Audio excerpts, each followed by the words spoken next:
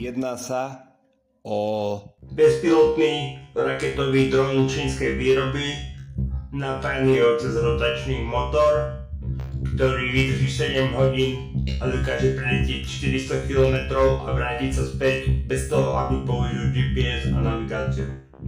My potrebujeme dostať tento modul do stratosféry, preto sme sa rozhodli použiť čip. Je to vlastne programovací čip z Tamagotchi.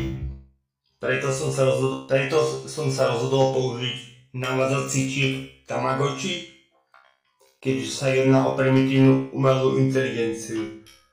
Preto som sa rozhodol použiť v tomto raketovom drone umelú inteligenciu primitívnej umelej inteligencie Tamagotchi, keďže sa jedná o veľmi pokročilú technológiu.